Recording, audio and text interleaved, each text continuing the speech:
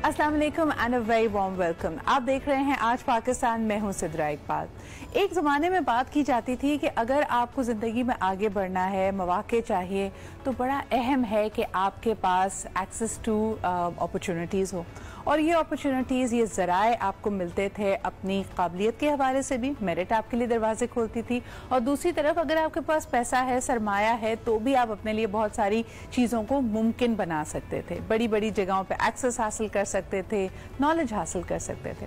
लेकिन आज अगर बात की जाए कि ये गेटवे किसके पास है, तो वो दरअसल information has and have nots की बात की जाती है। ऑटोमेटिकली जिस तरह ये दुनिया आगे बढ़ रही है, अगर आपके पास एक्सेस टू टेक्नोलॉजी नहीं है, एक्सेसिबिलिटी और कनेक्टिविटी नहीं है, तो आप दुनिया के बहुत बड़े हिस्से से कटे हुए हैं। यानी हमने तो ये पूरी ट्रांजिशन अपनी जिंदगी में देखी है, because we are known as not technology natives but technology immigrants. इससे मुराद ये होती है कि हम एक ऐसे जमाने में पैदा हुए, एनालॉग जमाना था, डिजिटल जमाना नहीं था। बचपन से आंख खोलते ही आपने और मैंने शायद इंटरनेट को नहीं देखा था। हम अपने तालीमी सफर में आगे बढ़े, स्कूल में थे, कॉलेज में थे, जब कंप्यूटर महाराज और इसके साथ साथ इंटरनेट हमारी जिंदगियों में आया, और अब हाल ही में सोशल मीडिया आया। यानी इंटरनेट और सोशल मीडिया का भी बहुत वाज़ेह फर्क है। But then there is a generation, आज के अगर बच्चों को आप देखें, एक 4 साल का बच्चा, 5 साल का बच्चा, वो इतनी तेजी से, इतनी फुर्ती से टच स्क्रीन को, स्मार्टफोन को यूज करता है, बिकॉज ही और शी इज टेक्नोलॉजी नेटिव। उसने आंख खोलते ही ये दुनिया देखी, उसको सीखने की जरूरत नहीं पड़ी, but he was born in this system. और ये अब नई दुनिया की ग्रिड लाइन है, ये है नई दुनिया के गेट कीपर्स। अगर आपने एक यंग एज से बच्चे को लैपटॉप नहीं दिया, आपको याद होगा पिछले दौरे हुकूमत में अवाम के लिए, अवामुन्नास के लिए लैपटॉप, और वो भी मेरिट के ऊपर लैपटॉप देने की कई स्कीम्स चलाई गई कि यंग लोगों को जब लैपटॉप मिलता है तो वो पढ़ाई में, तालीम और तरबियत में बहुत आगे जा सकते हैं। आज पूरी दुनिया में इसी एक्सेस का दिन मनाया जाता है। आपको ये जानकर हैरत होगी, क्योंकि हम एक पॉपुलस कंट्री हैं, हमारे लिए इंटरनेट एक रियलिटी है, लेकिन अभी भी इसको रह अर्ज पे इस दुनिया में कई ऐसे ममालिक हैं जहां अगर आपको इंटरनेट कनेक्टिविटी चाहिए, एक लैपटॉप या कोई इस तरह का काम हार्डवेयर इस्तेमाल करना है, उसके लिए आपको कोसों चल के जाना पड़ता है। अफ्रीका के कई ऐसे ममालिक हैं जहां हर घर में कनेक्टिविटी नहीं है। तो ये 3G, 4G और आने वाली 5G टेक्नोलॉजी हमें किस तरह कनेक्ट करेगी, पाकिस्तानियों को और खुसूसन पाकिस्तान के नौजवानों के लिए क्या नई अपॉर्चुनिटीज़ खोलेगी, that is the big question. लेकिन आज आपको बताते चलें कि पूरी दुनिया में ये यूनिवर्सल एक्सेस ऑफ इंफॉर्मेशन के कितने आप कनेक्टेड हैं, कितनी एक्सेसिबल हैं ये चीज़ें, उसका आलमी दिन मनाया जा रहा है। हाल ही में बहुत सारे लोगों को, खुसूसन जर्नलिस्ट को, ये बात करते हुए देखा होगा कि राइट टू इंफॉर्मेशन हमारी एक ऐसी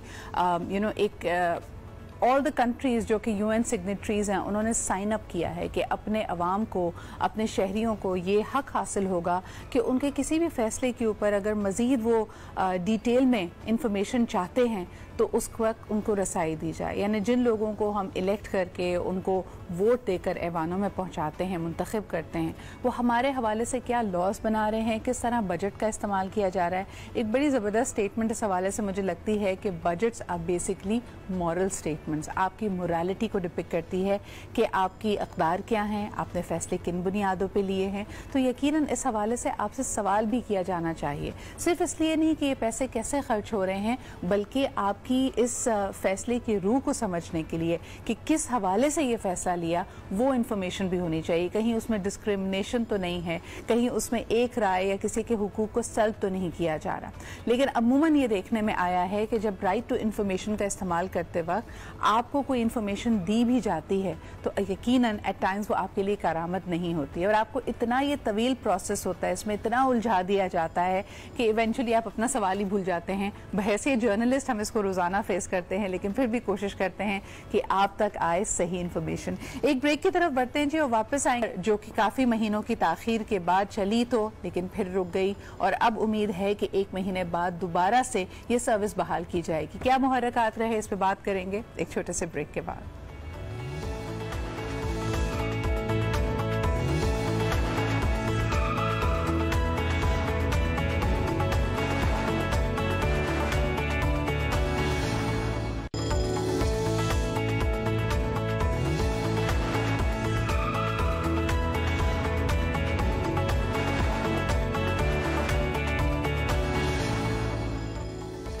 एंड वेलकम बैक। अब जरा बात करेंगे केपीके में बस जो रैपिड बस सर्विस है उसके हवाले से, यानी BRT जो शुरू से ही काफी तनकीद का निशाना रही।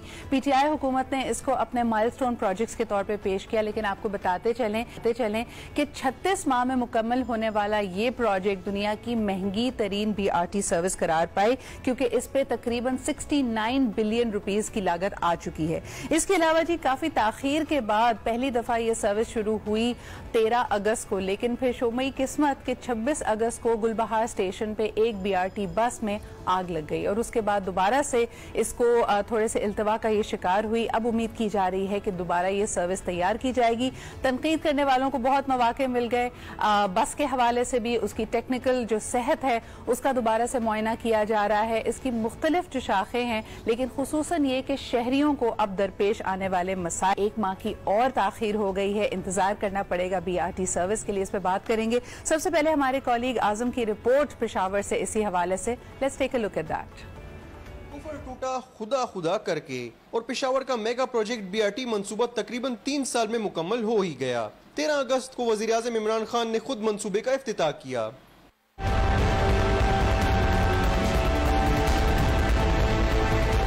मंसूबे में बार बार की तब्दीलियों और लागत में बेतहाशा इजाफे के बाद बनने वाला मंसूबा 1 माह भी ना चल सका और बिलाखिर मंसूबे को मुअत्तल कर दिया गया। मुअत्तली की वजह बसों में बार बार की आग भड़क उठना।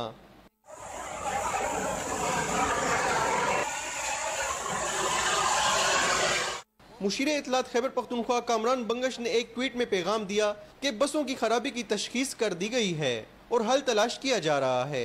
1 माह तक बसें दोबारा चलना शुरू हो जाएंगी।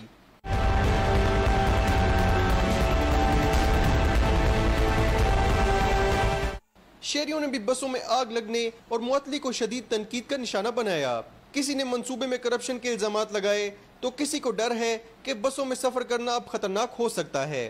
अपने घर वालों को कहते हैं कि इसमें सफ़र ना करें क्योंकि इसमें आग लगती है, उनको जो है तो बहुत बड़ी ट्रेजेडी हो सकती है, तो इसलिए हम मना करते हैं अपने घर वालों को। काफ़ी सहूलत थी इसमें, लेकिन अब जो है ना ये हर दिन इसमें आग लगती है, कभी कुछ हादसा है। मेरे ख्याल में ये नाकिस इंतजाम की वजह से है। हुकूमत से मेरी अपील है आजिज़ाना कि क्या वजह है कि जो ये बसें जल रही हैं, इसकी जो है वजह क्या है।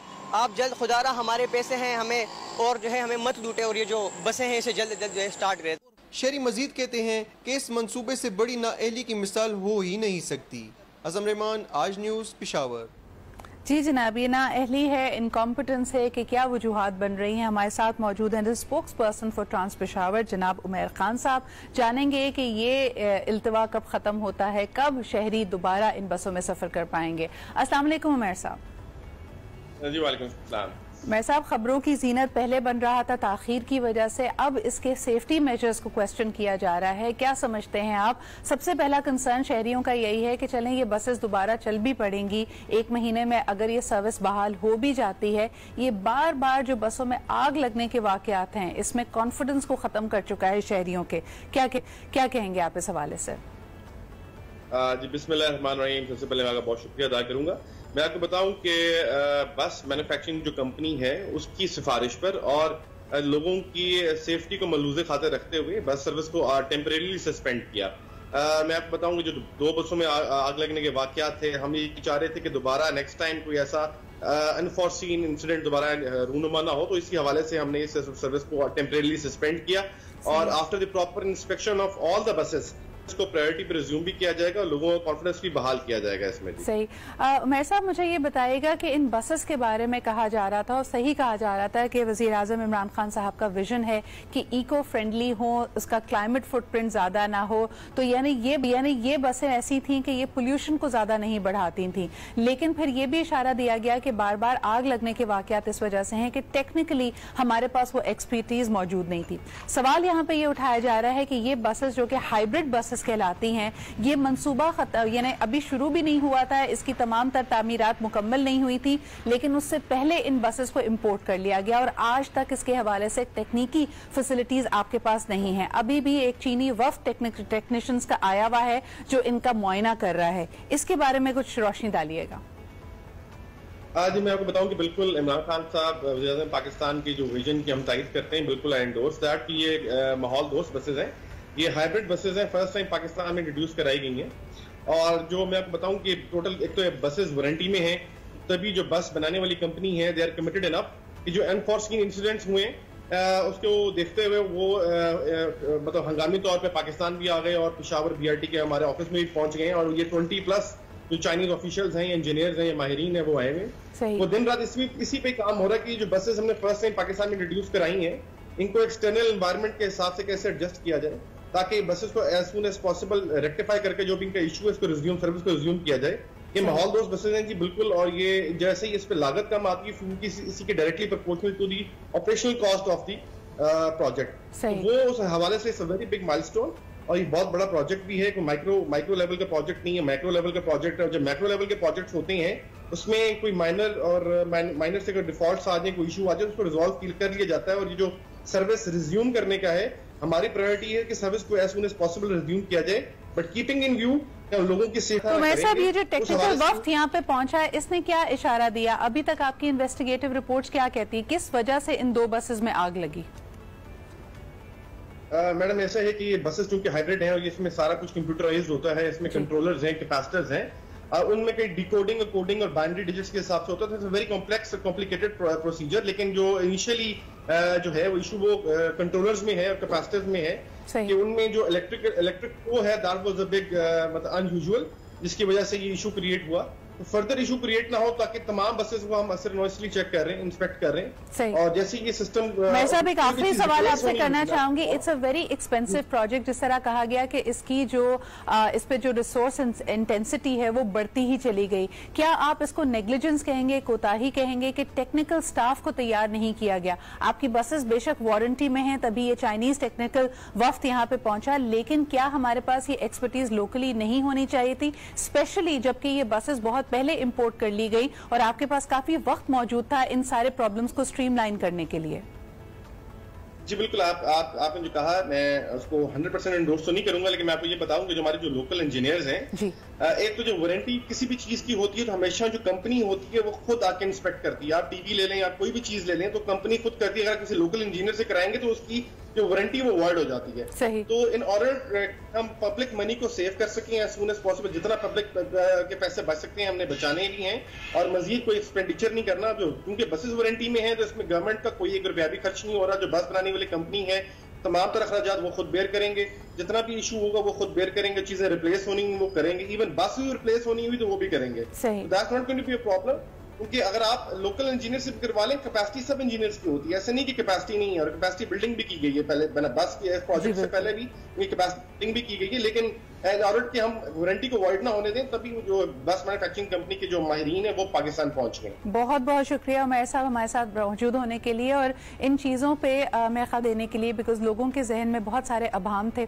उनके लिए ये क्लैरिटी आई कि ऐसा नहीं है कि हमारे पास लोकल एक्सपर्टीज नहीं थी। बिकॉज ये बसेस ये रिसोर्सेज वारंटी में हैं तो हक यही बनता है, सही बात यही है कि ये जो एक्चुअल मैन्युफैक्चरर्स हैं उनका वफ्द आए और इसको इंस्पेक्ट करे। लेकिन उम्मीद यही है कि इसकी इन्वेस्टिगेटिव रिपोर्ट सामने आएगी और पता लगाया जा सकेगा कि क्या वजह बनी 2 बसेस के आग लगने की। और इंशाल्लाह ये ना सिर्फ सर्विस जल्दी बहाल होगी बल्कि शहरियों का जो इससे सफर करने वाले मुसाफिर हैं उनका कॉन्फिडेंस भी दोबारा बहाल होगा। एक छोटा सा ब्रेक लेते हैं, विल बी राइट बैक।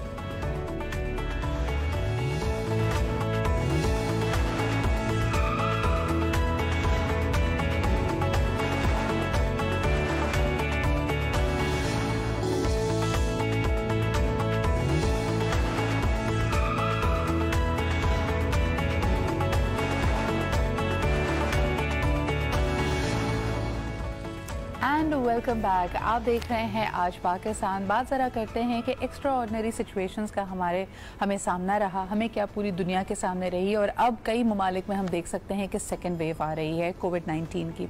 इसी कोविड-19 के चैलेंजेस के दौरान फूड पैंडा केम फॉरवर्ड और उन्होंने, आपको याद होगा कि 1 लाख होम शेफ्स का इनिशिएटिव भी लिया, मेकिंग श्योर कि ज़्यादा से ज़्यादा लोगों को कोई ज़रिया आमदन उनका हो सके। अगर घरों में बाहिफाजत रहना भी है तो उनके लिए कोई अपने अपनी जो बेसिक ज़रूरियात हैं उनको फुलफ़िल करने के कोई मौके बन सकें। इसके अलावा हम देख सकते हैं कि आपके और हमारे लिए भी काफ़ी कन्वीनियंस थी कि अगर ग्रोसरी शॉपिंग ना हो सके तो Foodpanda was always there. I think these are some of the good steps by the organisation जिसको सराहा जाना चाहिए। लेकिन अब ज़रा बात करते हैं कि हमारे इस वक्त खित्ते में क्या सूरत हाल है। हाल ही में वज़ीर आज़म इमरान खान साहब का खिताब UN के ऊपर, उसके ऊपर काफ़ी फोकस रहा था। People were really looking forward to it. Once again because of कोविड-19 ये खिताब वर्चुअली यानी डिजिटली कनेक्ट करके किया गया, लेकिन उसमें बड़ी अहम बातें की। ख़ास तौर पे एक दफ़ा फिर दुनिया के सामने मंजर आम पे लेके आए कि किस तरह का एक फैशिस्ट टोटलिटेरियन रवैया है इंडियन हुकूमत का, जो कि अपने ही शहरियों के हुकूक को सल्ब कर रहा है। और खुसूसन अगर हम वादी कश्मीर की बात करें जो कि पाकिस्तान की शहरग है, वज़ीर आज़म इमरान खान साहब ने एक दफ़ा फिर ये वाज़े कर दिया कि कश्मीरियों की जो हक़ राय रही की एक स्ट्रगल है और उनकी लेजिटिमेट स्ट्रगल है, उसमें पाकिस्तान उनके साथ हमेशा रहेगा। जनाब शाहिद अमीन साहब जिया और उनका एनालिसिस लेते हैं कि ये किस हद तक इंडिया को नुकसान पहुंचा सकता है, because Pakistan is very clear that we are going to fight this till the very end. अस्सलाम वालेकुम एम्बेसडर साहब, बहुत शुक्रिया यहाँ मौजूद होने के लिए। आप समझते हैं जिस तरह के वज़ीर आज़म इमरान खान साहब ने इंडिया दिया कि एक मिस एडवेंचर इंडिया प्लान कर रहा है against Pakistan, probably a military action, इसका क्या असर पड़ सकता है, क्योंकि इंडिया की पोजीशन इतनी मुस्तहकम लगती नहीं है ये सब करने के लिए? देखिए, हमारी जैसी तारीख रही है हिंदुस्तान के साथ और जंगें हुई हैं, टेंशन हुआ है, तो इसलिए हमेशा हमें मुहतात रहना चाहिए, हमेशा ऑन गार्ड रहना चाहिए। किसी वक्त भी अगर कोई एडवेंचर होती है या मिस एडवेंचर होती है उसका भरपूर जवाब देना चाहिए। तो हैविंग सेड दैट, मेरे ख्याल में जैसे आपने इशारा किया, हिंदुस्तान इस वक्त इतनी मुश्किलात में घिरा हुआ है कि ये अकल से बाहिर है कि एक नई एडवेंचर, बल्कि बहुत ही ख़तरनाक खेल, पाकिस्तान एक न्यूक्लियर पावर है और फिर ये ऐसा इलाका है जिसको डिफेंड करना पाकिस्तान के लिए बहुत आसान है। ये तो हो नहीं सकता कि वो आए और 24 घंटे में आज़ाद कश्मीर पे उनका कब्जा हो जाए, ये भी बिल्कुल नामुमकिन बात है, क्योंकि इतने वहाँ पहाड़ हैं और क्या क्या चीज़ें हैं। तो इसलिए मेरे ख्याल में हिंदुस्तान की एक किस्म की कोशिश है कि पाकिस्तान को मुश्किलात का सामना करे और प्रेशर बढ़ाए। ख़ुद उनके कश्मीर में जो हालात हैं उससे वो परेशान हैं। तो मेरे ख्याल में शायद साहब इसका एक और एंगल बनता है कि पूरी दुनिया, वज़ीर आज़म इमरान खान साहब ने इसका पहले भी बहुत दफ़ा इशारा दिया कि शायद खामोश इसलिए है कश्मीरियों के साथ जिस तरह उनके हुकूक सल्ब किए जा रहे हैं, बात इसलिए नहीं की जाती क्योंकि एक माशी फ़ायदा, एक इकनॉमिक बेनिफिट, एक रियलिटी है दुनिया की। इस वक्त जो इंडिया की सूरत हाल है, जब हम देखते हैं कि बेशतर इंटरनेशनल फ़्लाइट्स बंद हैं, लोगों के लिए क्वारंटीन बहुत इंपॉर्टेंट है बिकॉज दुनिया की रेस में दूसरे नंबर पर है कोविड-19 में, क्या आपको लगता है कि ये जो इकनॉमिक रियलिटीज़ हैं ये भी शिफ्ट हो रही हैं? जी हाँ, मिसाल के तौर पे हिंदुस्तान में टूरिज़्म बड़ा होता है, लेकिन इस बीमारी की वजह से वो रुक गया है। तो हर लिहाज से हिंदुस्तान अंदरूनी और मुश्किलात में घिरा हुआ है और मोदी सरकार जो है मेरे ख्याल में हालात से काबू पाने में बिल्कुल नाकाम है। तो इन हालात में भी आप कह सकते हैं कि भाई शायद वो तवज्जो हटाने के लिए पाकिस्तान के खिलाफ कुछ करे। Pakistan is the old enemy ना, तो कुछ भी अगर करते हैं तो एक वक्ती तौर पे तो उनको कुछ वहाँ पे इंडिया के अंदर मोबिलाइज कर सकते हैं सपोर्ट। लेकिन जैसे मैंने अर्ज किया कि पाकिस्तान अल्हम्दुलिल्लाह एक न्यूक्लियर ताकत है और पिछले 40 साल में हिंदुस्तान पाकिस्तान में अमन की बुनियादी ये है कि we have the nuclear deterrent, और हर एक को मालूम है, इंडिया को मालूम है, सारी दुनिया को ये बात मालूम है। तो मैं नहीं समझता कि फौरी तौर पे कोई फौजी जारियत होने का मुझे तो इम्कान नज़र नहीं आता है, लेकिन इसके बावजूद मैं कहूँगा कि हमें हर लिहाज से मोहतात रहना चाहिए। असल में कश्मीर की जो उन्होंने एक किस्म का गैम्बल लिया था पिछले अगस्त में कि सडनली उन्होंने उसकी सारी हैसियत ख़त्म करके यूनियन टेरिटरी बना दिया, आर्टिकल 340 हटा दिया और क्या क्या हरकतें की हैं, उससे उनको कोई फ़ायदा नहीं हुआ है सिवाय इसके कि कश्मीर में हिंदुस्तान के ख़िलाफ़ नफ़रत और बढ़ गई है। और अब तो वहाँ के मैंने अभी फ़ारूक अब्दुल्ला जो आमतौर पर प्रो इंडिया रहे हैं उनका जिक्र किया, उन्होंने कहा अब तो यहाँ कोई प्रो इंडिया रहा ही नहीं है, लोग चाइना को बेहतर समझेंगे हुक्मरानी बजाय हिंदुस्तान के, ये आलम था। तो उन्होंने he has managed to alienate everybody in Kashmir. So आप कहते हैं कि ना सिर्फ कश्मीर में तो उन्होंने एलियनेट किया ही, लेकिन क्या पोल्स में कोई फ़ायदा हो सकता है? क्योंकि कोविड-19 के तनाजुर में पहली दफ़ा जी इंतखाबात अब बिहार में होने जा रहे हैं और कहा जा रहा है कि अभी जो एक बहुत मशहूर बॉलीवुड केस चल रहा है उसको भी बीजेपी इस्तेमाल करने की कोशिश कर रही है for being more successful in the polls. तो आपको लगता है कि अगेंस्ट पाकिस्तान बोल के पाकिस्तान के खिलाफ जो फियर है, जो एंग्स्ट है, उसको बढ़ाकर मोदी सरकार को कोई फायदा हो सकता है इन दी इलेक्शंस? बिल्कुल, ये बात सही है कि उन्होंने हर बार वो पाकिस्तान कार्ड प्ले किया है, यानी पाकिस्तान के खिलाफ नफरत का एक महाज खोल दिया जाए, एक टेंशन कर दी जाए, उससे उनको वोट मिल जाते हैं। ऐसे ही वो एंटी मुस्लिम बातें करते हैं, तो वो जहाँ एक किस्म के जो कट्टर हिंदू हैं उनकी का वोट हासिल करने में कामयाब हो जाते हैं। तो ये एक इलेक्शन गैम्बिट है जो उन्होंने सक्सेसफुली इस्तेमाल किया है माजी में। तो हो सकता है कि इस वजह से भी हमें मोहतात रहना चाहिए कि वो इलेक्शन में वोट हासिल करने के लिए पाकिस्तान के खिलाफ एक नया मास खोल दें। लेकिन ऑन द होल मेरा अपना अंदाजा तो यह है कि Modi is losing popularity in India. होना भी चाहिए, हर महाज पे तो उनको नाकामी हो रही है। कोविड का जो वहां पे तबाही मची है, आपको अंदाजा है, दुनिया में शायद तीसरा नंबर है इनका, अमेरिका, ब्राजील और उसके बाद इंडिया का आता है। 1 लाख दूसरे नंबर पे हो गए जिस तरह के नंबर्स, क्योंकि रोजाना लाख की बुनियाद पर कोविड पॉजिटिव्स आ रहे हैं। और इसलिए अल्लाह ताला रहम करे, क्योंकि देखिए आम आवाम का इसमें कोई कहीं पे भी वबा इस तरह की फूट सकती है। और इसमें वाकई जितनी अगर कोई मदद की जरूरत है, पड़ोसी होने के नाते हम मदद करने के लिए बिल्कुल तैयार है। वेंटिलेटर्स या दूसरी चीजें अगर पाकिस्तान से उनको चाहिए, लेकिन अहम बात यह है कि इस तरह का कोई मिस एडवेंचर प्लान ना करें, क्योंकि जिस तरह के कहा गया उसके लिए पाकिस्तान हर तरह का जवाब देने के लिए हरदम तैयार है। बहुत बहुत शुक्रिया शाहिद साहब यहाँ पे मौजूद होने के लिए। बात इंसानियत की करनी चाहिए, आस पड़ोस से ताल्लुकात अच्छे हों तो वैसे भी सूरत हाल बेहतर हो सकती है। पाकिस्तान ने हमेशा दोस्ती और अमन का हाथ बढ़ाया है। अब देखना यह है कि मोदी सरकार सिर्फ अपने वक्ती फायदे यानी इलेक्शंस में फायदे के लिए क्या इस आग को भड़काकर अपने लिए मजीद नुकसान पैदा करेंगे या नहीं। एक छोटा सा ब्रेक लेते हैं, विल बी राइट बैक।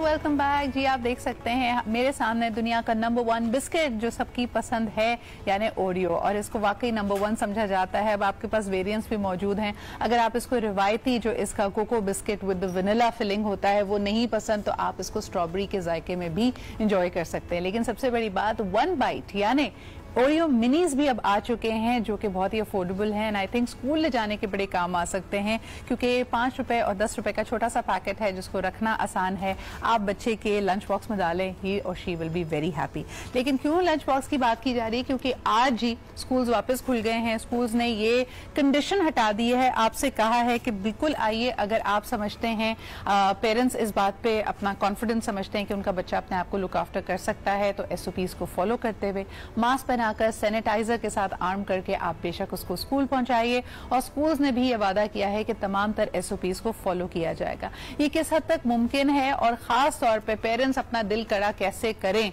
और बच्चे को क्या हिदायत दें, ये बात करने के लिए आज हमारे साथ मौजूद हैं डॉक्टर आतिफ मंसूर। आपका ताल्लुक है जी, ये जनरल सेक्रेटरी हैं आप अल अता फाउंडेशन के। बहुत बहुत शुक्रिया यहाँ पे मौजूद होने के लिए। डॉक्टर आतिफ, क्या कहेंगे, पेरेंट्स ने आज बच्चों को स्कूल भेजा होगा जिन्होंने, उनको किन चीज़ों को मद्देनजर रखना चाहिए? देखें, सबसे पहले तो हम अल्लाह ताला का शुक्र अदा करें कि एज पाकिस्तान में जो केसेस की तादाद बहुत कम हो गई है, अल्लाह का शुक्र है, बहुत बहुत कि नॉर्मल ज़िंदगी स्टार्ट हो गई है। सबसे पहले SOPs को हमें फॉलो ज़रूर करना है। सही भी कोरोना ख़त्म नहीं हुआ है, कोरोना कम हो गया है, तो ज़िंदगी हम नॉर्मल करेंगे। काफ़ी 6-8 महीने हम लोग गुजर गए हैं अपनी एक ज़िंदगी गुजारने में, और बच्चों की एजुकेशन बड़ी डिस्टर्ब हुई है। 6 मंथ ऑलमोस्ट वो घर में बैठे हैं। ये साल तो आप समझे एकेडमिक कुछ पढ़ाई हो ही नहीं सकी। देयर वाज ऑनलाइन, या बच्चे अपनी खुद ही अगर पढ़ाई कर रहे थे, नॉट दैट मोमेंटम। बिल्कुल, और हमें अब ये एहसास करना है कि कोरोना हमारे साथ रहेगा, ये इसको ख़त्म होने में टाइम लगेगा, तो हम अपनी ज़िंदगी उस हिसाब से एडजस्ट कर लें। जैसे हमने मास्क पहनने शुरू कर दिए, हमने इससे पहले आई थिंक कभी इतने मास्क नहीं पहने होंगे, और सैनिटाइजर और हाथ धो रहे हैं। ये बड़ी अच्छी चीजें जो हम लोग पहले लोगों को बड़ा समझाते थे कि जी आपको नजला हो जाए तो आप मास्क पहन लें ताकि आगे लोगों को ना लगे, क्योंकि वायरस पहले भी वायरस फैलते थे। आप मुझे बताएं, आपकी नज़र में क्या वाकई, क्योंकि इस पे बड़े मिले जुले तासुरात होते हैं, कुछ लोग कहते हैं कि वाकई हमने अपना तर्ज ज़िंदगी बदल लिया है और इन चीज़ों के बारे में हम अवेयर हो गए, लेकिन आप जो बात कह रहे हैं, मुझे तो कई जगह मैं जाती हूँ, मुझे ना मास्क नजर आते हैं, और अगर मास्क किसी ने पहना भी होता है तो उसकी थोड़ी ना मास्क पहना हुआ होता है, उसके मुंह और नाक ने पहना नहीं होता। ये अब मैं आगे यही बात करने वाला था कि ये हमें जो एज अ इंसान, एज अ ह्यूमन बीइंग, हमें इन चीजों का बड़ा ख्याल रखना होगा। हाँ। क्योंकि हर कोई आपको पकड़ पकड़ के चीजें नहीं बताएगा, और अल्लाह ताला का हम पे बहुत खास करम है। जैसे केसेस में बता रहा हूँ, और मुल्कों में जो हमारे करीब हैं उनमें बहुत बुरे हालात हैं, लेकिन हमारे मुल्क में एक अल्लाह ताला की हमेशा एक बड़ी रहमत होती है जो हम इस वक्त बचे हुए हैं। और अगर हम बताऊं, पिछले हफ्ते I was there in Islamabad, और वहाँ एक तकरीब में FPCCI का इशाया था, अवार्ड्स थे, उसमें प्रेसिडेंट ऑफ पाकिस्तान मौजूद थे। उन्होंने कहा देखें जी, हम इसका कोई क्रेडिट नहीं ले सकते मिन हैसुल कौम कि हमने कोई बड़ी एक्स्ट्राऑर्डिनरी मेजर्स लिए हैं, ये अल्लाह ताला का करम है, और हमें जितना हम सच शुक्र अदा करें उसमें कमी नहीं हो सकती। बिल्कुल। अब मेरी यही आगे गुजारिश है लोगों से कि देखें, अल्लाह ताला का हमें भी कुछ मेहनत जरूर करनी चाहिए, SOPs को जरूर फॉलो करें, क्योंकि जिंदगी हमें गुजारनी है। अब कब तक हम सब चीजें बंद करके बैठे रहेंगे, और हमारी पूरी इकोनॉमिक हर चीज डिस्टर्ब हो गई है, लोगों के बिजनेस खत्म हो गए ना, बहुत परेशान हालत में। अब हर चीज अगर आप बेहतर तरीके से करें तो जिंदगी का एक तरफ, जैसे और भी बीमारियां थी उनको भी हम लोग लेके चलते थे। अच्छा, टिप्स के लिए आप कहना चाहेंगे कि SOPs को तो लोग फॉलो कर रहे हैं, बच्चों की डाइट में क्या विटामिन C और बीच में मल्टीविटामिन्स का बड़ा जिक्र हो रहा था। बिल्कुल, देखिए हेल्दी आपको डाइट तो अच्छी रखनी है साथ साथ, और मास्क सबसे पहले जो आप कह रहे हैं कि मास्क आपको जरूर पहनाना है, और मास्क की अब बहुत अवेलेबल है इसी हर जगह पे। और फिर स्कूल्स को मैं सबसे ज्यादा कहता हूँ कि जी वो थर्मल गन जरूर रखें, और थर्मल गन्स रखें जो ह्यूमन टेम्परेचर के लिए। बहुत सारी ऐसी जगहों पे, क्योंकि सबको पता नहीं था कि कौन सी थर्मल गन्स होती हैं, उन्होंने फूड की थर्मल गन्स रखी हुई जो टेम्परेचर 86 दिखा रही होती हैं, 88 दिखा रही होती हैं। तो ये थोड़ा सा मुझे लोगों को भी हमें समझाना है कि जो वो आपने थर्मल गन्स, बड़ी जरूरत है इस बात की कि आप खुद भी जरा अपने बच्चे की जिम्मेदारी लें। जब वो स्कूल जा रहा है या वापस आए, अगर आप जरा सा भी उसकी लाइफस्टाइल में, उसकी हरकत और सकनात में आप कोई तब्दीली महसूस करें तो उसका टेम्परेचर खुद भी ले लें। बच्चे को बताएं जिस भी उम्र का है कि मास्क पहनना कितना जरूरी है और मास्क पहनने का सही तरीका क्या है। इंशाल्लाह ताला things are getting back to normal, लेकिन एहतियात बहरहाल लाजमी है। लेते हैं जी एक छोटा सा break, will be right back.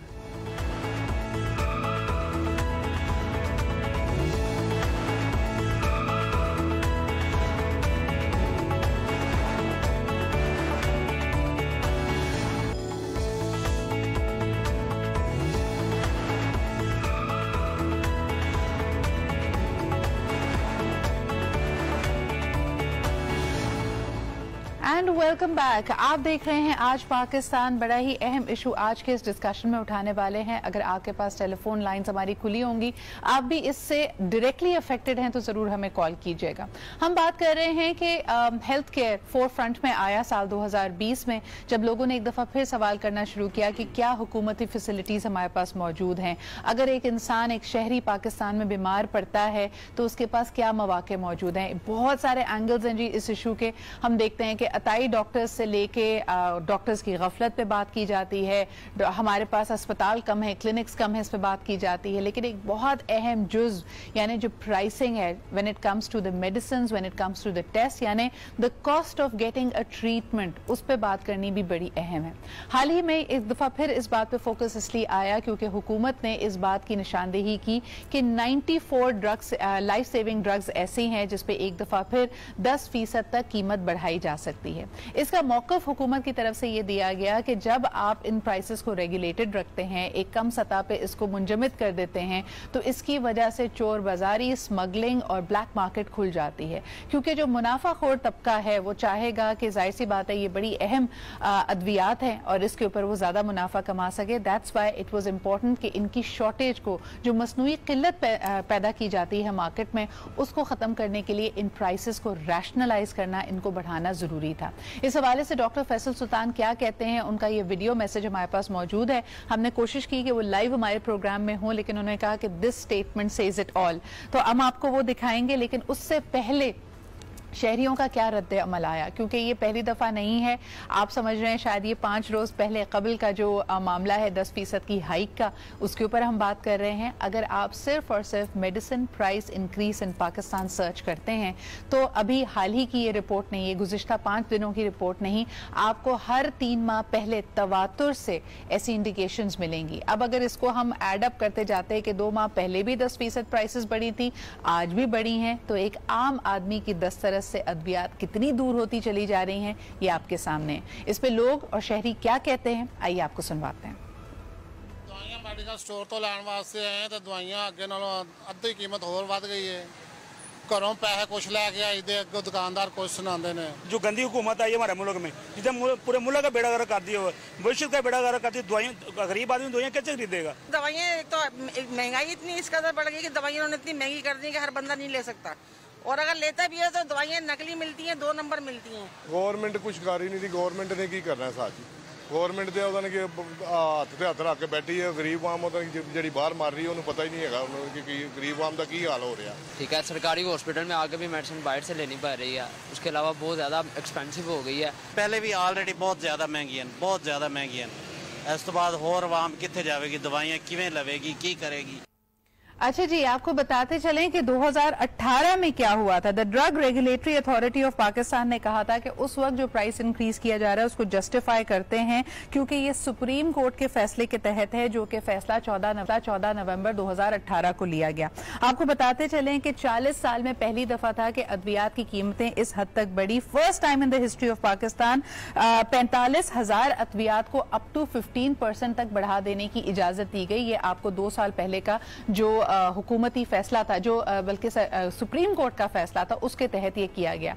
अब उसके बाद 2 माह पहले की भी रिपोर्ट देखें तब भी 10% का हाइक आया था। इस दफा फिर 5 रोज कबल एक दफा फिर, और बहाना वही आपको दिया गया है कि जी इनकी किल्लत हो जाती है, इस किल्लत को खत्म करने के लिए बड़ा अहम है कि अद्वियात की कीमतों को बढ़ाया जाए। तो बदतरीज आप और मैं तो आटा, दाल, चावल और आलू की कीमत को रो रहे थे, लेकिन साथ साथ जैसे कहते हैं ना, ट्रक की आड़ में रिक्शा भी निकल रहा है। जो अद्वियात हैं कि अगर आप नाकिस खुराक की वजह से, इन परेशानियों की वजह से बीमार पड़ जाएंगे तो वो अद्वियात जो आपका इलाज करेंगे वो भी बड़ी महंगी है। इसमें जरा बात करने के लिए हमारे साथ जो आज पैनल मौजूद है और आपकी कॉल्स भी हम ले, सबसे पहले जी हम गुफ्तगू का आगाज करना चाहेंगे तौकीरुल हक साहब से, जो कि चेयरमैन है पाकिस्तान फार्मास्यूटिकल मैन्युफैक्चरिंग एसोसिएशन के। उनसे जानेंगे भाई ये कैसी किल्लत है, क्या वजह है। अच्छा, और इस कीमत पे भी आपको असली दवा मिले ना मिले ये आपकी किस्मत है, इसकी क्या वजह बनती है, जरा इनसे बात करते हैं। अस्सलाम वालेकुम सर। जी वालेकुम सलाम। सर 2 साल से बतदरीज सिर्फ अद्वियात की कीमत बढ़ रही है। आम आदमी जाए तो कहाँ जाए। सिर्फ 5 रोज कबल की बात नहीं कर रही हूँ, पाकिस्तान की हिस्ट्री में इस वक्त महंगी तरीन अद्वियात है लोगों के पास। क्या कहेंगे आप? देखिए, पहले तो बहुत शुक्रिया आपने प्रोग्राम में बुलाया। ये मैं आपको बता दूं कि आज भी पाकिस्तान में जो अद्वियात मिल रही हैं ये दुनिया में सबसे सस्ती तरीन है। और if you compare the prices of Pakistan medicine with neighbouring countries. Sir based on what? ये जिस तरह बढ़ रही है प्राइस की, मैं पहले ये बताना चाह रहा हूँ, ये आपने कहा ना कि दुनिया में बहुत, पाकिस्तान पे प्राइसेस बहुत ज़्यादा है, तो मैं थोड़ा सा ये परसेप्शन सही कर दूँ कि पाकिस्तान में अद्वियात जो है वो दुनिया में सबसे कम कीमत पे है। और इसको, ये जो मैं कह रहा हूँ स्टेटमेंट, ये बिल्कुल सही फैक्ट बता रहा हूँ। सेकेंडली ये आपने जो सवाल किया कि ये प्राइसेस क्यों बढ़ी हैं, तो ये 94, ये जो 5 दिन पुरानी आप बात कर रही हैं, ये 94 अद्वियात वो हैं जो कि 10-15 साल से इनकी प्राइसेस में इजाफा नहीं हुआ था। प्राइसिंग पॉलिसी की जो आप बात कर रही हैं वो 2018 में आई है। इससे पहले 2001 से लेकर 2013 तक पाकिस्तान में प्राइसेस मुंजमद थी। और अगर तो ये फ़र्ज़ कर लिया जाए कि फार्मास्यूटिकल इंडस्ट्री एक ऐसे प्लैनेट पे है जहाँ ना तो डिवैल्यूएशन हो रही है, ना इन्फ्लेशन है, ना कीमतें बढ़ रही हैं, ना कॉस्ट ऑफ डूइंग बिजनेस बढ़ रहा है, फिर तो सही है। लेकिन ये इंडस्ट्री भी यहीं एग्जिस्ट करती है। तो पहले तो 12-13 साल प्राइस इंक्रीज़ ही नहीं हुई। उसके बाद ये जो आपने भी सुप्रीम कोर्ट का कहा, that was a very wise decision.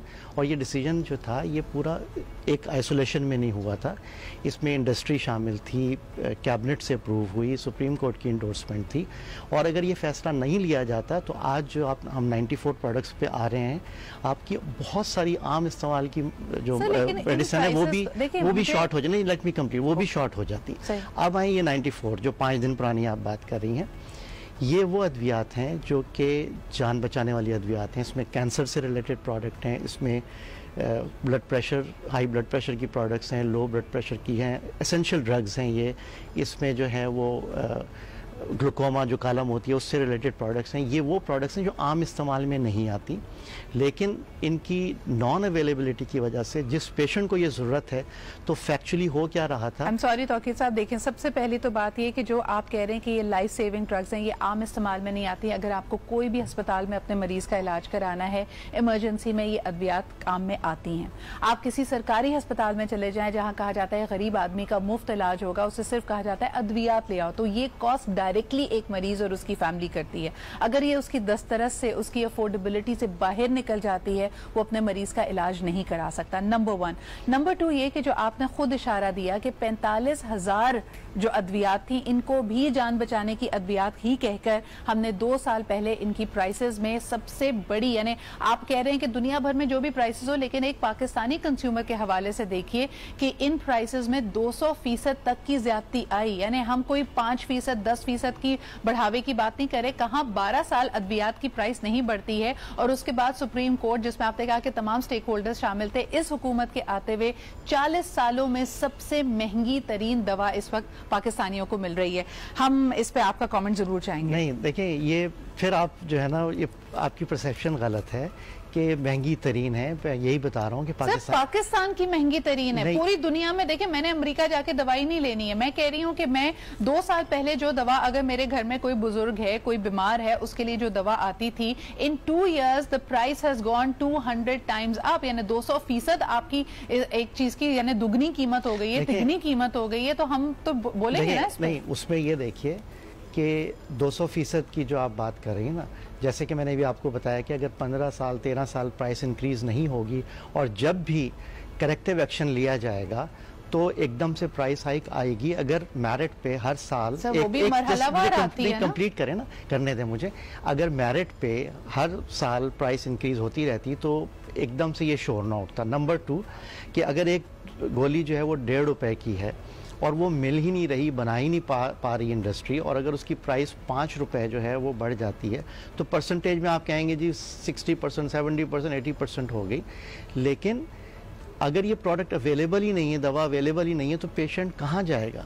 तो ये प्राइस इंक्रीज होना जो था ये बहुत जरूरी था। आपने कहा कि 40 सालों का, इस तरह तो देखें जी, डॉलर 40 साल नहीं, देखें 40 साल आप किस पॉइंट ऑफ व्यू से कह रही हैं? 40 years में this is the biggest hike. यानी अगर बढ़ती भी थी सर तो 10% कमी यानी ज्यादती हो जाती थी, 5% हो जाती थी। जब कीमत डबल हो जाएगी तो ये सबसे बड़ी हाइक है। देखिए 2018 की पॉलिसी जब आई है, ठीक है, एक तो पॉलिसी आई और दूसरा जो डॉलर की डिस्पैरिटी है अगेंस्ट पाक रुपी, आप ये देखें कि 13 साल बाद, 14 साल बाद जब एक दफ़ा प्राइस इंक्रीज 15% दी गई 2018 में, तो यकीनन जो है वो एक इतने साल बाद आई। उसके बाद जो पॉलिसी है उसमें तो सीपीआई से ये फिक्स्ड है कि जो गवर्नमेंट सीपीआई जो समझने की ये कोशिश कर रहे हैं ना कि यानी पूरी दुनिया में आप देखें इस वक्त अगर अमेरिकी कहते हैं कि हमारे पास अमेरिकन फार्मास्यूटिकल कंपनीज कहती हैं कि ये दवा इतनी ज़्यादा एक्सपेंसिव है क्योंकि इसमें हमने R&D की, तो उसको चैलेंज करने के लिए चाइना और इंडिया मौजूद हैं कि हमारे पास से मैन्युफैक्चर कराइए। इस वक्त भी सूरत हाल ये है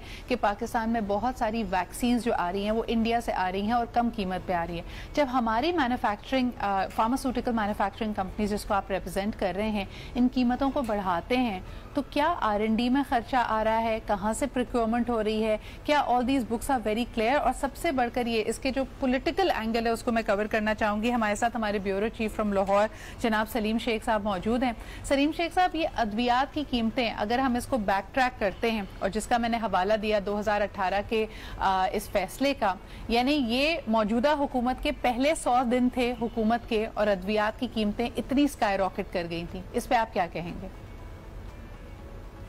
देखिए, इससे पहले मैं ना थोड़ा सा आपको एक बात बताऊंगा कि हुकूमतों को चाहिए कि तमाम फार्मा इंडस्ट्री का जो है वो डाटा ले और डाटा लेने के बाद जो है उनकी प्रोडक्शन चेक करे और प्रोडक्शन के बाद जो है उनका प्रॉफिट चेक करे कि कितना प्रॉफिट ये कौन सी मेडिसिन पर किस तरह कमा रहे हैं। ये नहीं होता कि अगर एक मेडिसिन पर प्रॉफिट 10% कमा रहे हैं तो एक मेडिसिन जो है उस पर 200% प्रॉफिट जो है वो कमाया जा रहा है। होता ये है कि कई आइटम ऐसी होती हैं जिन पे प्रॉफिट जो है वो कम से कम लिया जाता है, उसका रॉ मटेरियल बहुत सस्ता होता है और मार्केट में वो वाकई ही बहुत सस्ती होती हैं। लेकिन होता ये है कि हम यानी फार्मास्यूटिकल इंडस्ट्री जो है वो ड्रैब के नुमाइंदों से मिलती है, ड्रैब के नुमाइंदे जो है वो हुकूमत की चेन से मिलते हैं, और हुकूमत की चेन से मिलने के बाद जो है वो एक सेट पैटर्न तय कर लेते हैं कि जी देखें अब पिछले 8 साल से हमारी अद्वियात की कीमतें नहीं बढ़ी, तो लिहाजा पिछले 2 साल में जो है 3 बार अद्वियात की कीमतें बढ़ा दी, और अब रिसेंटली जो है वो 262% तक जो है वो अद्वियात की कीमतें बढ़ाई गई हैं। मैं ये समझता हूँ कि पूरी कैलकुलेशन जो है हुकूमत के पास मौजूद होनी चाहिए कि अगर कोई रॉ मटेरियल बाहर से इंपोर्ट हो रहा है तो उसकी क्या कास्ट है, यहाँ पर जो उसकी बनाने में कितनी कास्ट है, यहाँ जो मुलाजम है उनकी कितनी कास्ट है, उसके बाद जो है अद्वियात की कीमतों का तयन होना चाहिए। लेकिन मैं माजरत के साथ ये एक बात करूँगा कि जो अद्वियात बनाने वाली कंपनियां हैं ये कीमतें जो है अपनी मर्जी से मुताबिक तय करती हैं, और उसके लिए जो अब जो इन्होंने मार्केट करनी होती है अपनी मेडिसिन, उसके लिए जो है ये डॉक्टर्स को जो है वो एक किस्म का हायर करते हैं, और डॉक्टर्स को हायर करने के बाद जो है वो अपनी मेडिसिन जो है प्रेस्क्राइब करवाते हैं, और फिर डॉक्टर्स को जो है मुख्तलिफ किस्म के जो है वो गिफ्ट दिए जाते हैं। बल्कि ये भी होता है कि डॉक्टर्स को गाड़ियां भी दी जाती हैं और उनको बाहर की ये जो आप बातें कर रहे हैं ना, इंसेंटिवाइज करना, खास तौर पे डॉक्टर्स से अपनी नेटवर्किंग करना, या एक कोई जेनेरिक दवा है तो उसको अपने ब्रांड की दवा से कहना कि इसको पुश किया जाए, ये तो जी पूरी दुनिया में होता है। और इसमें फार्मास्यूटिकल कंपनीज कहती हैं कि जब हम इस पर रिसर्च करते हैं, जो बेहतर दवा होती है, जो उनका मार्केटिंग का तरीका है, तो वो डॉक्टर से बात करते हैं। This happens around the world. इस वक्त जो चीज फोकस में आ रही है कि हम जब बात करते हैं एक अवाम दोस्त हुकूमत की, जिसके लिए अव्वलीन तरजीहात सेहत और तालीम है, तो ऐसा कैसे है कि इस दौरे हुकूमत में हाईएस्ट प्राइसेस पे आपको अद्वियात मिल रही हैं। और दूसरा ये कि हम अभी तो बड़े खुश हो रहे थे कि ड्यूरिंग द कोविड-19 हमने जी खुद वेंटिलेटर्स बना लिए हैं और हम उसको एक्सपोर्ट भी करेंगे, लेकिन R&D में हमारी कितनी इन्वेस्टमेंट है? क्या ये सब की सब दवाइयाँ सिर्फ इम्पोर्ट होके हमारे यहाँ ही इनकी खपत हो जाती है, यानी ये बिक जाती हैं, लोग इसको इस्तेमाल कर लेते हैं, या पाकिस्तान वाकई रिसर्च एंड डेवलपमेंट में कोई मेरे ख्याल में खातिर ख्वाही इसमें तब्दीली ला पा रहा है, कोई पेशरफ्त कर पा रहा है? एक छोटा सा ब्रेक लेते हैं और इसके बाद इस पर बात करते हैं।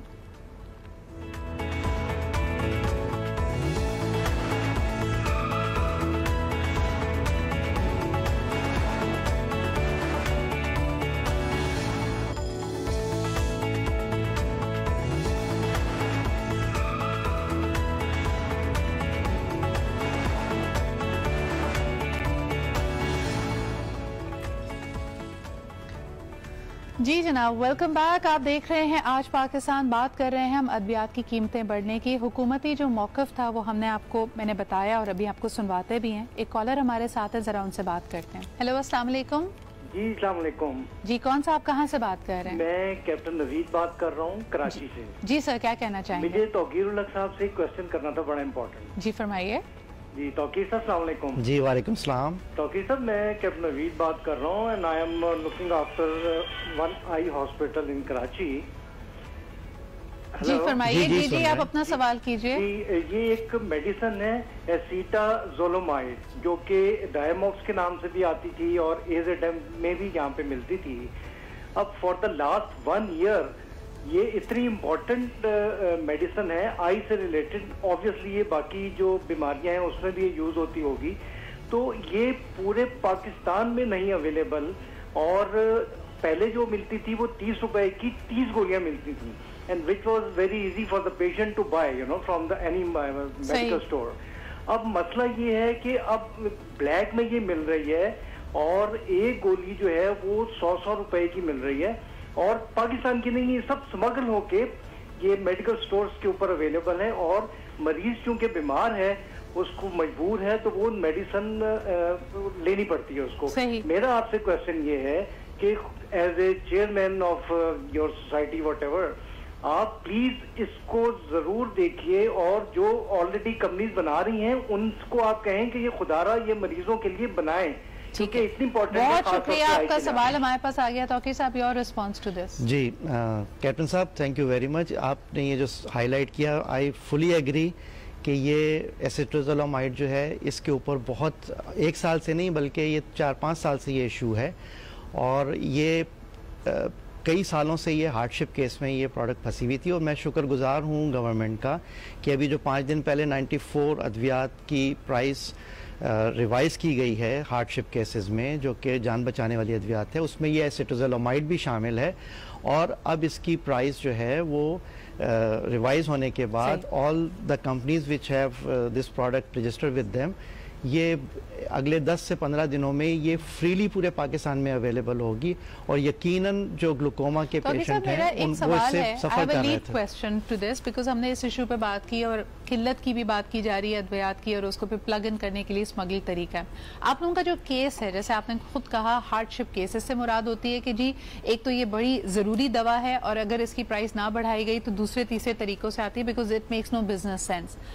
आपकी मर्जी की प्राइस हाइक पिछले 2 सालों से आप लोगों को मिल रही है, यानी पहले सुप्रीम कोर्ट ने फैसला दिया, आपने खुद कहा कि तमाम स्टेक होल्डर्स थे, फिर जरूरत महसूस की गई, इस दफा फिर 10% प्राइसेस बढ़ गई। इससे स्मगलिंग कर्व कैसे हो रही है? What I want to understand is कि जैसे अभी हमारे कॉलर ने भी इशारा दिया कि जो ब्लैक मार्केट में प्रोडक्ट ऑलरेडी मौजूद है उस पर कैसे छापे मारे जाएंगे, जैसे कि दुनिया भर में जहां अगर गंदुम, चीनी इस तरह की जखीरा अंदोजी हो रही होती है या वो ब्लैक में आ रही होती है तो उसका क्रैकडाउन ऑपरेशन होता है। आज तक मैंने मीडिया में कभी नहीं देखा कि किसी हुकूमती इदारे ने क्रैकडाउन करके जान बचाने की अद्वियात जो ब्लैक में स्मगल हो रही थी उनको पाया है और उसको मंजर आम पे लेके आए हैं। इसकी क्या वजह है? देखिए, अगर तो जैसे मैं कह रहा हूँ ना कि अगर ये जान बचाने वाली अद्वियात अवेलेबल नहीं होंगी तो वी आर अट्रैक्टिंग स्मगलिंग। ठीक है, अब इसी दवा की एग्जांपल ले लें। अब जब ये मार्केट में आ जाएगी और ये 7 रुपए की अब होगी एक गोली, जो कि ये 100 रुपए की मिल रही थी, तो वो स्मगलिंग खुद ब खुद कर्ब होगी। और दूसरा, ये स्मगलिंग को रोकने का काम गवर्नमेंट का है। They should look into this. लेकिन हम कैसे मान लें, जैसे बाकी चीजों की जखीरा अंदोजी होती है, शायद आप लोग भी इंतजार कर रहे थे कि प्राइसेस ऊपर जाएं तो मार्केट में ये अद्वियात मुहैया की जाए। नहीं, ज़ख़ीरा अंदोज़ी की बात नहीं है। देखें, ये वो प्रोडक्ट्स हैं जो with the passage of time production cost बढ़ गई। रॉ मटेरियल पाकिस्तान में 95% जो रॉ मटेरियल है वो इंपोर्ट होता है। ठीक है, कॉस्ट ऑफ डूइंग बिजनेस बढ़ गई है, प्रोडक्शन कॉस्ट बढ़ गई है, तो इस वजह से ये फिजिबल ही नहीं था इन मेडिसिन को बनाना। अब जब मैं फिर ये कहूँगा कि शुक्रगुजार हूँ डॉक्टर फैसल सुल्तान का, गवर्नमेंट का, कैबिनेट का, कि ये एक बिल्कुल वाइज डिसीजन है। अदरवाइज इसका हल 2 हल है। एक सेकंड मेरी बात पूरी होने दें। वाइज इस पॉइंट ऑफ व्यू से कह रहा हूँ, अभी जो बात कर रहे थे वहाँ से कि जी 262% प्राइस इंक्रीज हुई है, ये इस तरह ये मिसकॉन्सेप्शन है। हर प्रोडक्ट पे 262% नहीं हो, किसी की 5% बढ़ी, किसी की 10। यस, कोई एक आध दवाई होगी जो 262% बढ़ी है 94 पे, लेकिन वो मार्केट में जो अवेलेबल थी वो इतनी हाई प्राइस पे थी। और सेकेंडली ये कि फार्मास्यूटिकल इंडस्ट्री अपनी मर्जी से मनमानी कीमत नहीं बढ़ा सकती। तो साहब, लेकिन ये बहुत नाइव आर्गुमेंट इस वक्त आप मुझे दे रहे हैं। मैं खुद क्योंकि अपने घर के मरीजों के लिए अगर अद्वियात खरीदती हूँ, मुझे पता है कि एक ही दवा की कीमत जो आप कह रहे हैं कि इतनी रेगुलेटेड प्राइस है, 2 मुख्तलिफ स्टोर्स पे जाइए आपको अलग अलग कीमत मिल जाएगी। उस पर फिर आप हाथ उठा के कह देंगे कि जी जो बाहर से दवा आ रही है उसकी प्राइस रेगुलेट नहीं हो सकती। हम यहाँ पे सवाल हुकूमत से कर रहे हैं। देखिए, आपको वाइज डिसीजन लग रहा है क्योंकि दवा की कीमत बढ़ाने की इजाजत दे दी गई है, लेकिन सवाल मेरा यहाँ पे ये है कि ये हुकूमत जो कहती है कि उसके लिए कलीदी नुक्ता अवाम की सेहत और अवाम की तालीम है। पहले अपने 100 रोजा हुकूमत में पाकिस्तान की सबसे महंगी तरीन अद्वियात यानी 45,000 अद्वियात की कीमत बढ़ाई गई अप टू 200%। चले 262% नहीं करते, कुछ कीमतें तो गई होगी। तो अगर एक बंदा, पहले जिस तरह भी इशारा दिया गया 30 गोलियां 30 रुपए की मिलती थी, अब एक गोली 1000 रुपए की मिल रही है, तो गरीब आदमी की दस्तरस से तो निकल गई। फिर दूसरा सवाल ये पैदा होता है कि गोली 1000 की नहीं मिल रही, एक गोली अब 7 रुपए की मिल रही है, वो 100 रुपए की स्मगल्ड मिल रही है। चले मुझे ये बता दीजिए कि अगर आपकी एक तरफ अद्वियात की कीमतें बढ़ाई जाती हैं, सेहत के शोबे पे हमारा जो बजट है वो हमारे सामने है, इसका मतलब है कि सरकारी जो अस्पताल है आप उनको सब्सिडाइज दे रहे हैं। That is a concoction done. चले एक इक्वेशन ऑलरेडी रन कर दी गई है, लेकिन सरकारी अस्पतालों में अद्वियात की किल्लत हमेशा रहती है। उसके केसेस हम देख रहे होते हैं, कभी डॉक्टर सरापा एहतजाज होते हैं, कभी मरीज सरापा एहतजाज होते हैं, कभी किसी के पास मास्क नहीं होता, वेंटिलेटर नहीं होता। ये कोविड की वजह से इन फोकस आ गई हैं। बाकी जो अद्वियात का यहाँ पे जिक्र किया जा रहा है, मिसाल क्या दी गई है, आइए आपको एक एक्सर्प्ट सुनाते हैं डॉक्टर फैसल सुल्तान की स्टेटमेंट में से। Let's take a look at that. एक मिसाल देता चलूं, कई दफा लोग परसेंटेजेस या फीसद इजाफे का जिक्र करते हैं और मैं समझता हूं कि इस मामले को इस तरह बयान करना कुछ गुमराहकुन है। कैसे? मिसाल के तौर पे एक दवा है जो उसकी फिक्स्ड कीमत थी वो 1.5 रुपए थी और उस वजह से उसकी मार्केट में फराहमी नहीं थी और उसकी कीमत बेहतर करके इंप्रूव करके 5 रुपए कर दी जाए और उसके जरिए वो अवेलेबल हो जाए, तो ये इससे बहुत बेहतर है कि उससे 10 गुना या 20 गुना ज्यादा कीमत देकर लोग गैर मियारी या स्मगल दवा खरीद रहे हों। एक तो नंबर 1 इसमें आर्ग्यूमेंट मेरा ये है कि आप इस वक्त कैसे यकीनी बनाएंगे जो गैर मेयारी या नकली अद्वियात मार्केट में ऑलरेडी मौजूद थी, अब वो इंसान को 5 रुपए की कीमत पे नहीं मिल रही होंगी, यानी यकीनन उसकी कीमत पहले थी 1.5 मार्केट से जो तमाम नकली अद्वियात थी, जो गैर मियारी अद्वियात थी, उनको सीज कर लिया।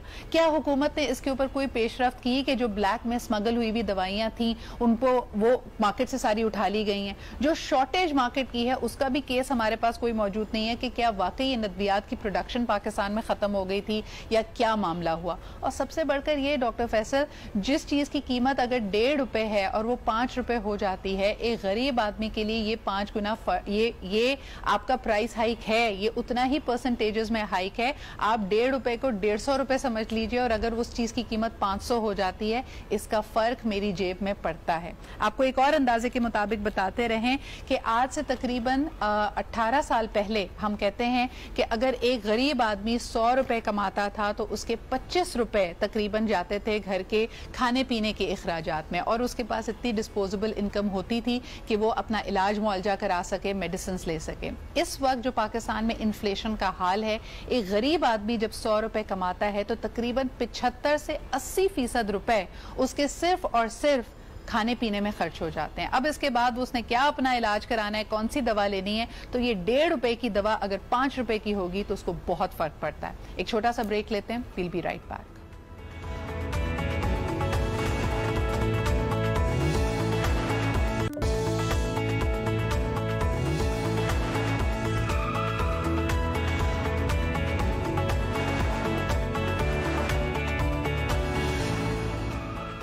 ये वो अहम सवालात हैं जिस पे हमें ज़्यादा बात करने की ज़रूरत है। हम कहते हैं कि एक मौमा बन चुका है, एक मिस्ट्री बन चुकी है कि गुड गवर्नेंस क्या होगी।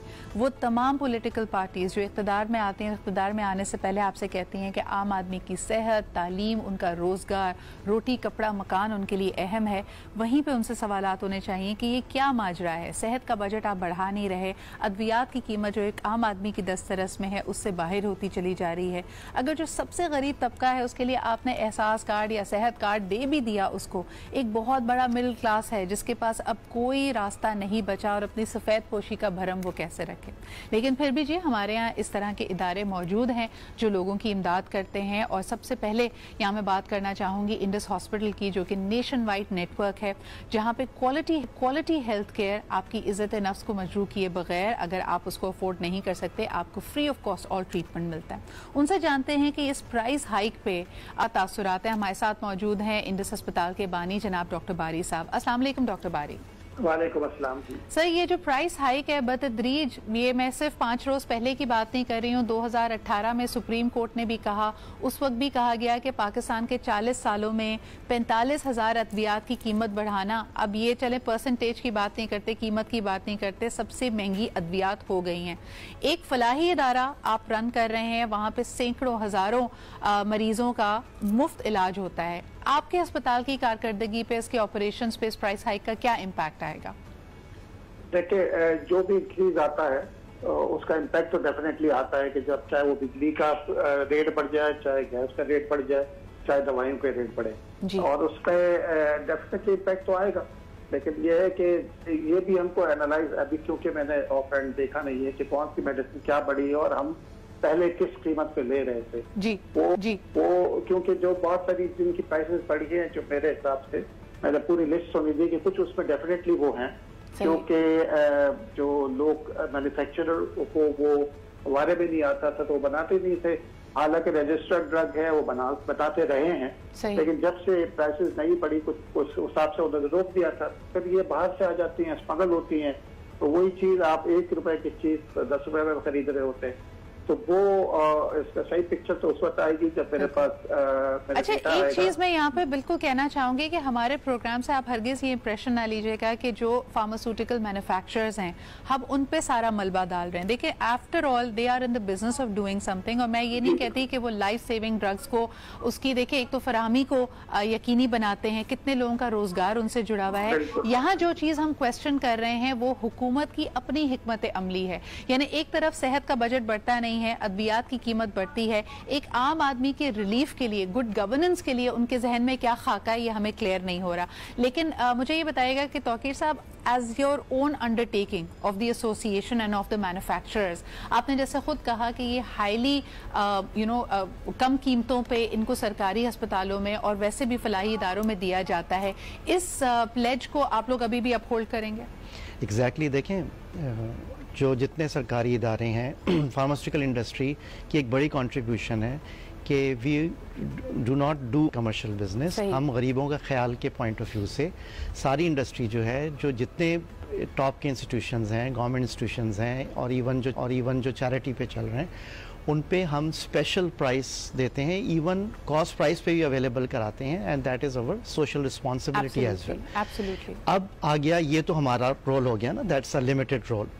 अब गवर्नमेंट, जैसे कि इमरान खान जो है हमारे प्राइम मिनिस्टर, हमेशा से बिफोर कमिंग इनटू पावर ही हैड टू मेजर इश्यूज जिसको वो हमेशा हाईलाइट करते थे, एक एजुकेशन और एक हेल्थ। तो साहब, last minute of the show है, मुझे आप दोनों को एक छोटा सा सवाल करना है और उसी के साथ मैं ये कह रहा हूं कि जिस तरह मुझे ये बताइए कि आप लोग इतना ज्यादा एडवोकेसी बाकी चीजों के लिए करते हैं, प्राइस हाइक के लिए करते हैं, स्मगलिंग को और ये जो गलत जराए से अद्वियात आ रही हैं उसको क्रैक डाउन करने के लिए डॉक्टर बारी, तौकीर साहब, उसके ऊपर एडवोकेसी कितनी जरूरी है और उस पर क्या पेशरफ्त है हमारे सामने? देखिए, मैं जब पहले बात कंप्लीट करना, सर वक्त नहीं है मेरे पास, आखिरी मैं ये कह रहा हूँ कि गवर्नमेंट को इंडस्ट्री के साथ बैठना चाहिए और हम जो पुअर पेशेंट्स के लिए एक स्ट्रैटेजी बना के, अगर ये सेहत का बजट बढ़ता है तो फार्मास्यूटिकल इंडस्ट्री गवर्नमेंट के साथ मिलके और प्राइसेस जो और ज्यादा मकदार में अवेलेबल कर सकते हैं। अभी पुअर पीपल्स पर्सपेक्टिव इसमें नहीं है, एक अभी तक आ रहा है, इसको फर्दर इम्प्रूव किया जा सकता है। और जहां तक स्मगलिंग का आप ये कह रही हैं,